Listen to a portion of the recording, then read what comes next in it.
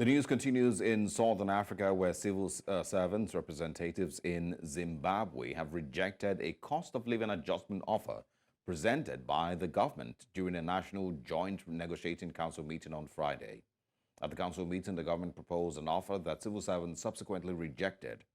Currently, most civil servants in Zimbabwe earn just over $300 before deductions, and approximately 2,000 Zimbabwean dollars. Meanwhile, teachers in the country say that they are depressed by working in conditions which is also causing mental health problems. Joining us in the news to discuss this is the national president of the Amalgamated Rural Teachers Union of Zimbabwe, Obert Masaraure. Good morning. Thanks for joining us. Morning. Thank you so much for having me. Great to have you. Help us describe the current state of the education system in Zimbabwe and, how it has been affected by the current economic crisis. Yeah, things are extremely bad for the profession, and obviously the learners also suffer. The quality of the education also suffer. We have teachers who are suffering from maybe debt because of underpayment. People have to borrow excessively to try to offset the cost of living. So we now have teachers who now earn as little as $30. Some don't even earn anything per month or $2 per month. Because the bulk of the little they earn goes through servicing debt. So we have a situation where our teachers are in serious mental stress, but our government remains unshaken. They are not moved. We have been trying to lobby them for a very long time to address the salary crisis, but they are so reluctant. So what this means is the quality of our education is deteriorated. There's no meaningful teaching and learning taking place in most of our schools. The only learning that is available is for the rich who can afford then to pay an extra fee to the teacher. But only for those poor parents who cannot afford to pay an extra incentive to the teacher. The learners are just going to school, but they are not learning anything else. Whatever we then see in our pass rates is all fake, it's all manufactured just to give a semblance of normalcy. But everyone knows that the system is completely degenerated and there's absolute chaos in most of schools. Paint a picture of what the salary scale is like for teachers in Zimbabwe, and how has inflation also affected the salaries of these teachers? Yeah, so currently teachers are earning in US dollar terms as slightly around $300. But in the local currency component, some will earn as little as 1,200 local component, but this one has been massively eroded by inflation.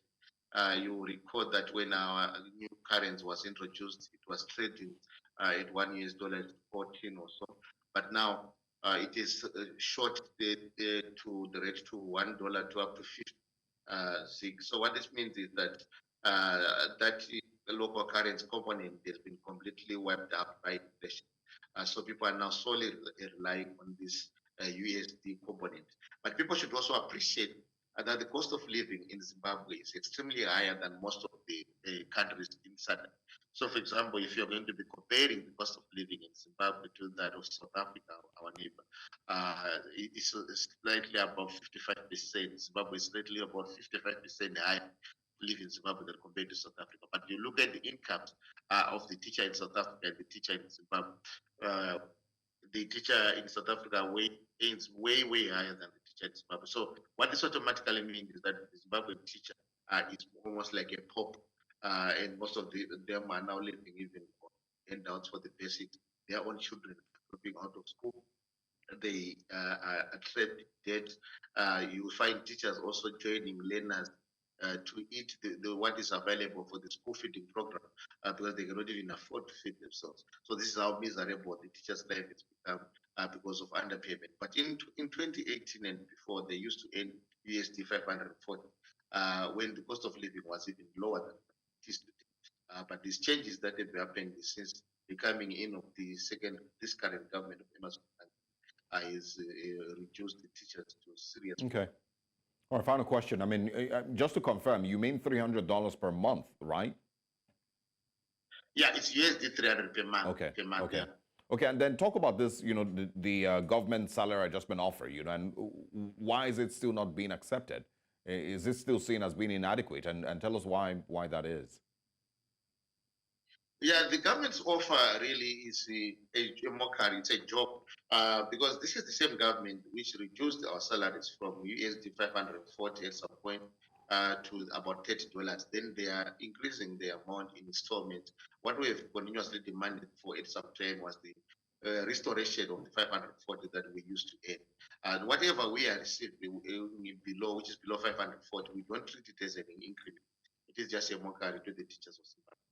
But again, the cost of living is now way beyond the 540. We are not demanding 1,260 because we are justified by the cost of living. Look, if you need rentals to just for a family of 4 5, you just need at least $300 to get accommodation. So before you even think of transport, school fees, for school fees of your own children, if you have 3 children who are in school, you will need on a monthly basis up to $800 per month. So the healthcare is something else. So we are not even asking for an amount which can give us space for savings, but just to cater for the basics that government is doing. But lastly, what is more important is that also the vehicle for negotiation that is being used by the government itself is not legally protected. The government is reneging from the constitutional provisions of the right to collective bargaining for all workers. And they are choosing a platform called the National Trade Negotiating Council, where they bring their friends who purport to represent at the worker side. So whatever outcome is going to be produced, was produced from a flawed process. Civil servants of Zimbabwe will continue to reject the outcome of the flawed process. So it is about the quantum of the offer and the process of producing, of coming up with that figure. Yeah. All right. Well, we'll see if there's going to be any change of this policy by the government, and of course they understand what these teachers are requiring. Thank you very much, Obert, for joining us and for sharing these perspectives with us. You're welcome.